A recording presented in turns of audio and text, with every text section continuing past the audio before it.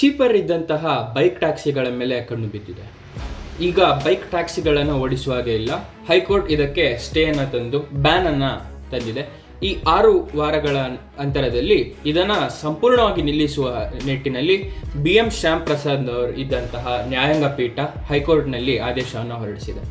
Section 93 vehicle acts 1988 ಪ್ರಕಾರ ಯಾವುದೇ ಒಂದು ಗಾಡಿ ಕೂಡ ಟ್ಯಾಕ್ಸಿ ಅಥವಾ ಟ್ರಾನ್ಸ್ಪೋರ್ಟ್ ವೆಹಿಕಲ್ ಆಗಿ ಟರ್ನ್ ಆಗಬೇಕು ಅಂದರೆ ಸರ್ಕಾರಕ್ಕೆ ಒಂದು ಅಮೌಂಟನ್ನು, ಫಿಕ್ಸ್ಡ್ ಅಮೌಂಟನ್ನು ಪ್ರತಿ ವರ್ಷ ಕಟ್ಟಬೇಕಾಗಿರುತ್ತೆ. ಅದನ್ನು ನಾವು ಯೆಲ್ಲೋ ಬೋರ್ಡ್ ಅಂತ ಹೇಳ್ತೇವೆ. ಆ ಯೆಲ್ಲೋ ಬೋರ್ಡ್ ಇಲ್ಲದೆ ಪ್ರಯಾಣಿಸುತ್ತಿರುವ ಎಲ್ಲ ಬೈಕ್ ಟ್ಯಾಕ್ಸಿಗಳನ್ನು ಇನ್ನು 6 ವಾರಗಳಲ್ಲಿ ಕರ್ನಾಟಕದಲ್ಲಿ ಸ್ಥಗಿತಗೊಳಿಸಲಾಗ್ತಾ ಇದೆ. ಈ ಒಂದು ಸ್ಥಗಿತಗೊಳಿಸಿರುವಂಥದ್ದು ಇಲ್ಲೇ ಮೊದಲ ಅಂತ ನೋಡಿದರೆ ಮಹಾರಾಷ್ಟ್ರ, ಆಸಾಂ, ಡೆಲ್ಲಿ ಇಲ್ಲಿ ಆಗಲೇ ಬ್ಯಾನನ್ನು ಹೇರಿಯಾಗಿದೆ. ಇದರಲ್ಲಿ ಯಾಕೆ ಇಷ್ಟೊಂದು ಇಂಪಾರ್ಟೆನ್ಸ್ ಇದೆ ಮತ್ತು IISc ಅಂದರೆ ಇಂಡಿಯನ್ ಇನ್ಸ್ಟಿಟ್ಯೂಟ್ ಆಫ್ ಸೈನ್ಸ್ ಇದರ ಪ್ರೊಫೆಸರ್ಸ್ಗಳು ಅವರ ಲ್ಯಾಬಲ್ಲಿ ಹೇಳಿರುವಂಥ ವಿಷಯಗಳೇನು, ಎಷ್ಟು ಇಂಪಾರ್ಟೆನ್ಸ್ ಇದೆ ಈ ರ್ಯಾಪಿಡೋ ಆಗಲಿ, ಓಲಾ ಆಗಲಿ, ಊಬರ್ ಆಗಲಿ ನಡೆಸುವ ಬೈಕ್ ಟ್ಯಾಕ್ಸಿಗಳಿಗೆ, ಆಟೋ ಮತ್ತು ಕಾರ್ ಟ್ಯಾಕ್ಸಿ ಅಲ್ಲ, ಬೈಕ್ ಟ್ಯಾಕ್ಸಿಗಳಿಗೆ ಎಷ್ಟು ಮಾನ್ಯತೆ ಇದೆ ಅಂತಕ್ಕಂಥದ್ದನ್ನು ಈ ವಿಡಿಯೋದಲ್ಲಿ ನೋಡ್ಲಿಕ್ಕೆ ಹೋಗ್ತಾ ಇದ್ದೇವೆ. ಕರುನಾಡಿನ ಸಮಸ್ತ ಕನ್ನಡ ಕುಲಕೋಟಿಗೆ ನಿಮ್ಮ ಧರಣಿ ಶೆಗಡೆ ಮಾಡುವ ನಮಸ್ಕಾರಗಳು. ತಮಗೆಲ್ಲರಿಗೂ DNA ಯೂಟ್ಯೂಬ್ ಚಾನಲ್ ಅರ್ಪಿಸುವ ಬ್ರೇಕ್ ಡೌನ್ ಅಂಡ್ ಅನಾಲಿಸಿಸ್ ವಿಡಿಯೋಗೆ ಸ್ವಾಗತ, ಸುಸ್ವಾಗತ. ವೀಕ್ಷಕರೇ, ಎಲ್ಲರೂ ತಮ್ಮ ಮನೆಗಳಿಂದ ಅಟ್ಲೀಸ್ಟ್ ಬಸ್ ಸ್ಟ್ಯಾಂಡ್ವರೆಗೂ ಅಥವಾ ಮೆಟ್ರೋವರೆಗೂ ಬಳಸ್ತಾ ಇದ್ದಂತಹ ರ್ಯಾಪಿಡೋ, ಓಲಾ ಅಥವಾ ಊಬರ್ ಯಾವುದೇ 3 ಹಂತದಲ್ಲಿಯೂ ಕೂಡ ಯಾವುದೇ ಒಂದು ಬೈಕ್ ಟ್ಯಾಕ್ಸಿ ಏನಿದೆ ಇನ್ನು 6 ವಾರಗಳಲ್ಲಿ ಸ್ಥಗಿತಗೊಳ್ಳಲಿದೆ. ಏನಕ್ಕೆ ಅಂತ ನೋಡಿದರೆ ಸೆಕ್ಷನ್ 93 ಮೋಟಾರ್ ವೆಹಿಕಲ್ಸ್ ಆ್ಯಕ್ಟ್ ಅಥವಾ ವೆಹಿಕಲ್ಸ್ ಆ್ಯಕ್ಟ್ 1988 ಏನಿದೆ ಅದರ ಪ್ರಕಾರ ಯೆಲ್ಲೋ ಬೋರ್ಡ್ ಇರುವಂತಹ ಟ್ಯಾಕ್ಸಿಗೆ ಮಾತ್ರ ಬಳಸಬೇಕು ಯೆಲ್ಲೋ ಬೋರ್ಡ್ ವೆಹಿಕಲ್ಗಳನ್ನು. ಅದು ಬಿಟ್ಟು ನೀವು ವೈಟ್ ಬೋರ್ಡ್ ಅಂದರೆ ಪ್ರೈವೇಟ್ ವೆಹಿಕಲ್ಸ್ಗಳನ್ನು ಅಥವಾ ನೀವು ರೆಂಟ್ ತಗೊಂಡು ಬಂದಿರೋ ವೆಹಿಕಲ್ಸ್ಗಳನ್ನು ಮತ್ತು ಎಲೆಕ್ಟ್ರಿಕ್ ಅಂದರೆ ಗ್ರೀನ್ ಕಲರ್ ಬೋರ್ಡ್ಗಳನ್ನು ಇದಕ್ಕೆ ಯೂಸ್ ಮಾಡುವಂತೆ ಇಲ್ಲ. ಆದರೆ ಇದರಿಂದ ಎಷ್ಟು ಜನರಿಗೆ ಕೆಲಸಗಳು ಹೋಗುತ್ತೆ, ಏನೆಲ್ಲ ಆಗಲಿಕ್ಕಿದೆ ಅನ್ನೋದನ್ನು ನಾವು ನೋಡಿದರೆ 1.5 ಲಕ್ಷ ಕ್ಯಾಪ್ಟನ್ಸ್ಗಳು ಅಂದರೆ ರ್ಯಾಪಿಡೋ 1ರಲ್ಲೇ ಈಗ ಟಾಪ್ 3ಯಲ್ಲಿರುವಂಥದ್ದು. ಫಸ್ಟಲ್ಲಿ ರ್ಯಾಪಿಡೋ ಇದೆ, 2ನೇಲಿ ಓಲಾ, ಊಬರ್ 2, 3ರಲ್ಲಿದೆ.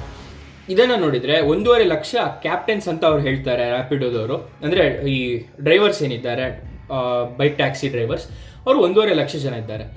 ವಾರಕ್ಕೆ ಕಮ್ಮಿ ಅಂದರೂ 50 ಲಕ್ಷ ರೈಡ್ಗಳು ಖಾಲಿ ಬೆಂಗಳೂರಲ್ಲೇ ಬುಕ್ ಆಗುವಂಥದ್ದು. ಈ ಎಲ್ಲ ರೈಡ್ಗಳನ್ನು ಇನ್ನು 6 ವಾರಗಳಲ್ಲಿ ನಿಲ್ಲಿಸುವಂತಹ ಆದೇಶವನ್ನು ಹೈಕೋರ್ಟ್ ಹೊರಡಿಸಿದೆ. ಇದರ ಕುರಿತಾಗಿ ನಮ್ಮ ಟ್ರಾನ್ಸ್ಪೋರ್ಟೇಷನ್ ಮಿನಿಸ್ಟರ್ ಆಗಿರುವಂತಹ BLR ಅಂದರೆ ರಾಮಲಿಂಗಾ ರೆಡ್ಡಿ ಅವರೇನಿದ್ದಾರೆ ಅವರು ಕೂಡ ಇದು ಸರಿಯಾದ ನಿರ್ಣಯ, ಇದನ್ನು ಇನ್ನೊಮ್ಮೆ ನಾವು ಕರೆಕ್ಟಾಗಿ ಆ್ಯಕ್ಟನ್ನು ಮಾಡಿ, ವೆಹಿಕಲ್ಸ್ ಆ್ಯಕ್ಟನ್ನು ಮಾಡಿ ಆನಂತರ ಬೇಕಿದ್ರೆ ಇದನ್ನು ಒಂದು ದೃಷ್ಟಿಕೋನ ಕೊಡೋಣ ಇದಕ್ಕೆ ಅಂತ ಹೇಳ್ತಾ ಇದ್ದಾರೆ. ಯಾಕೆ ಈ ಬೈಕ್ ಟ್ಯಾಕ್ಸಿಗಳನ್ನು ಒಂದು ರೆಗ್ಯುಲೇಷನ್ ಒಳಗೆ ತರಬೇಕು ಅಂತಕ್ಕಂಥದ್ದು ಒಂದು ದೊಡ್ಡ ಪ್ರಶ್ನೆ ಇದೆ. ಯಾಕಂದರೆ ಅದಕ್ಕೂ ಒಂದು ರೆಸೊಲ್ಯೂಷನ್ ಇದೆ. ಯಾಕೆಂದರೆ ಟ್ಯಾಕ್ಸಿ ಏನಿದೆ ಅದೊಂದು ಬಿಸ್ನೆಸ್. ಆ ಬಿಸ್ನೆಸ್ಸನ್ನು ಟ್ಯಾಕ್ಸ್ ಮಾಡಲೇಬೇಕು, ಅದಕ್ಕೆ ಟ್ಯಾಕ್ಸೇಷನ್ ಹಾಕಬೇಕು, ಅದನ್ನು ಟ್ಯಾಕ್ಸ್ ಕೆಳಗಡೆ ತರಬೇಕು ಅಂತಕ್ಕಂಥದ್ದು ಬಹುದಿನಗಳ ಇದಿತ್ತು ಬೇಡಿಕೆ. ಆ ಪ್ರಕಾರ ಈಗ ಹೈಕೋರ್ಟ್ ಅವರ ನಿರ್ಣಯ ಬಂದಿದೆ.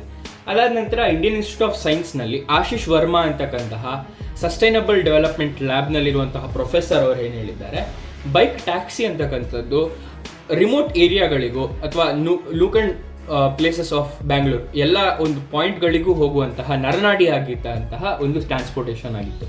ಇದು ತುಂಬ ಉತ್ತಮ. ಆದರೆ ಈಗ ಅದನ್ನು ಬ್ಯಾನ್ ಮಾಡೋದ್ರಿಂದ ಈ ಒಂದು ನೆಟ್ವರ್ಕ್ ಏನಿದೆ ಇದು ತುಂಬ ಬ್ರೇಕ್ ಆಗುತ್ತೆ. ಈಗ ಯಾವುದೇ ಒಬ್ಬ ವ್ಯಕ್ತಿಯಾಗಿ ಮನೆಯಿಂದ ಅವನು ಪಬ್ಲಿಕ್ ಟ್ರಾನ್ಸ್ಪೋರ್ಟ್ ಯೂಸ್ ಮಾಡಬೇಕು, ಬಸ್ ಸ್ಟ್ಯಾಂಡಿಗೆ ಹೋಗಬೇಕು ಅಥವಾ ಮೆಟ್ರೋ ಸ್ಟೇಷನಿಗೆ ಹೋಗಬೇಕಂದ್ರೂ ಅಲ್ಲಿವರೆಗೂ ಹೇಗೆ ಹೋಗ್ತಾನೆ ಅಂದರೆ ವಾಕಿಂಗಲ್ಲಿ 15 ನಿಮಿಷ 20 ನಿಮಿಷ 2 ಗಂಟೆ ನಡಿಲಿಕ್ಕಾಗಲ್ಲ, ಟ್ರಾಫಿಕ್ ಇರುತ್ತೆ, ಪ್ಲಸ್ ಅವರು ಆಫೀಸ್ಗೂ ತಲುಪಬೇಕಿರುತ್ತೆ. ಆಗ ಅವ್ರು ಯೂಸ್ ಮಾಡ್ತಾ ಇದ್ದಂಥದ್ದು ಬೈಕ್ ಟ್ಯಾಕ್ಸಿ. ಇದರಲ್ಲಿ ನೀವು ನೋಡಿದರೆ ನಾರ್ಮಲ್ ಆಟೋಗಿಂತ 30% ಕಮ್ಮಿ ರೇಟಲ್ಲಿರುತ್ತೆ ಆಟೋ ಕಂಪೇರ್ ಮಾಡಿದರೆ, ಮತ್ತು ಕಾರ್ಗಳಿಗೆ ಕಂಪೇರ್ ಮಾಡಿದರೆ 60%ಗಳಷ್ಟು ಕಮ್ಮಿ ರೇಟ್ನಲ್ಲಿ ನಮಗೆ ಬೈಕ್ ಟ್ಯಾಕ್ಸಿಗಳು ಸಿಗ್ತಾ ಇದ್ದಂಥದ್ದು. ಇದನ್ನು ಇವ್ರಿಗೆ ನಿಲ್ಲಿಸೋದ್ರಿಂದ ಎಷ್ಟೋ ಕಮ್ಯೂಟರ್ಸ್ಗೆ ಕಷ್ಟ ಆಗಲಿಕ್ಕಿದೆ. ಮತ್ತು ಬೆಂಗಳೂರಂತಹ ಟ್ರಾಫಿಕ್ನಲ್ಲಿ ಎಲ್ಲಿ ಆಟೋ ಮತ್ತು ಕಾರ್ ಟ್ಯಾಕ್ಸಿಗಳು ಟ್ರಾಫಿಕಲ್ಲಿ ನಿಂತ್ಕೊಳ್ತಾ ಇದ್ದು, ಆದರೆ ಈ ಬೈಕ್ ಟ್ಯಾಕ್ಸಿಗಳ ಕಾರಣದಿಂದಾಗಿ ಸುಲಭವಾದ ಸಂಚಲನೆ ನಡೀತಾ ಇತ್ತು, ಅಂದರೆ ಬೇಗ ತಲುಪಬಹುದಾಗ್ತಾ ಇತ್ತು. ಆದರೆ ಇನ್ನು ಮುಂದೆ ಅದು ಇರಲಿಕ್ಕಿಲ್ಲ. ಯಾಕಂದರೆ ಅದಕ್ಕೊಂದು ಆ್ಯಕ್ಟ್ ಬರೋವರೆಗೂ ಕೂಡ ಇದಕ್ಕೆ ಒಂದು ನಿಷೇಧ ಇದ್ದೇ ಇರುತ್ತೆ.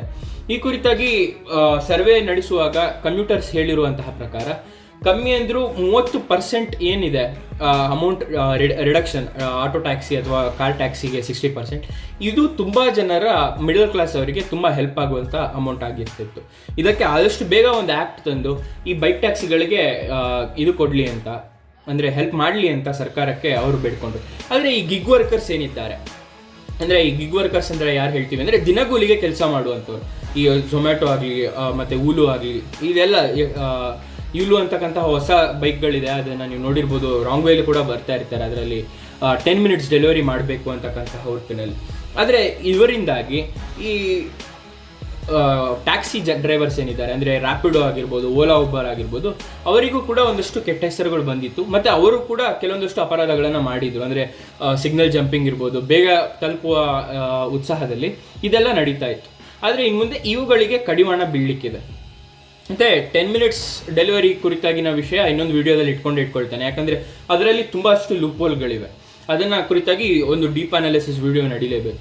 ಆದರೆ ನೀವೆಲ್ಲರೂ ಪ್ರತಿನಿತ್ಯದಲ್ಲಿ ಎಷ್ಟು ಬಾರಿ, ಅಂದರೆ ಒಂದು ತಿಂಗಳಿಗೆ ಎಷ್ಟು ಬಾರಿ ರ್ಯಾಪಿಡೋ, ಓಲಾ, ಊಬರ್ ಅಥವಾ ಇದರಲ್ಲಿ ಬೈಕ್ ಟ್ಯಾಕ್ಸಿಗಳನ್ನು ಆಪ್ಟ್ ಮಾಡ್ತಾ ಇದ್ರಿ ಅಂತಕ್ಕಂಥದ್ದನ್ನು ಕಮೆಂಟ್ ಸೆಕ್ಷನಲ್ಲಿ ಕಮೆಂಟ್ ಮಾಡಿ.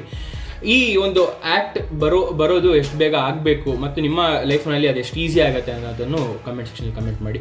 ಈ ಒಂದು ಬ್ಯಾನ್ ಎಷ್ಟು ಉಚಿತ ಅಂತಕ್ಕಂಥದ್ದನ್ನು ನಮ್ಮೊಟ್ಟಿಗೆ ನೀವು ಕಮೆಂಟ್ ಸೆಕ್ಷನಲ್ಲಿ ಮಾತನಾಡ್ಬೋದು. ನಾನು ನಿಮ್ಮ ಧರಣಿ ಶೆಡ್ಡೆ, ನಿಮಗೆಲ್ಲರಿಗೂ ಧನ್ಯವಾದಗಳು.